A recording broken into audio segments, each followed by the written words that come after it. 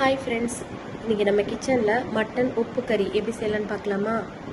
இது ரசம், ரைஸ், சப்பாத்தி கூட சாப்பிட்றதுக்கு நல்லாயிருக்கும். நான் 1/2 kg மட்டனுக்கு மெஷர்மெண்ட் சொல்கிறேன். ஒரு குக்கரில் 4 டேபிள் ஸ்பூன் அளவுக்கு ஆயில் சேர்த்துக்கலாம். ஒரு பெரிய வெங்காயத்தை குட்டி குட்டியாக கட் பண்ணி சேர்த்துக்கிறேன். கொஞ்சமாக கருவேப்பிலை, 5 காஞ்ச மிளகாய், இது எல்லாத்தையும் சேர்த்து வதக்கிக்கலாம். வெங்காயம் இன்னும் கொஞ்சம் வதங்கணும். இந்த அளவுக்கு வெங்காயம் வதங்கினதுக்கப்புறம் 1 டேபிள் ஸ்பூன் இஞ்சி பூண்டு பேஸ்ட், 1/2 டீஸ்பூன் அளவுக்கு மஞ்சள் தூள் சேர்த்து வதக்கிக்கலாம். இந்த அளவுக்கு பச்சை வாசனை போகிற அளவுக்கு வதங்கினதுக்கப்புறம் எடுத்து வச்சுருக்க மட்டன், உப்பு சேர்த்து நல்லா வதக்கிக்கலாம். 5 மினிட்ஸ் சிம்லேயே வதக்கினா இந்த மாதிரி எண்ணெய் பிரிஞ்சு வரும்.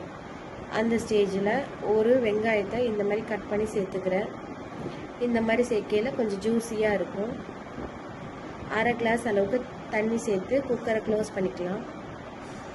8 விசில் வச்சுக்கிறேன். இப்போது ஓப்பன் பண்ணி பார்க்கலாம்.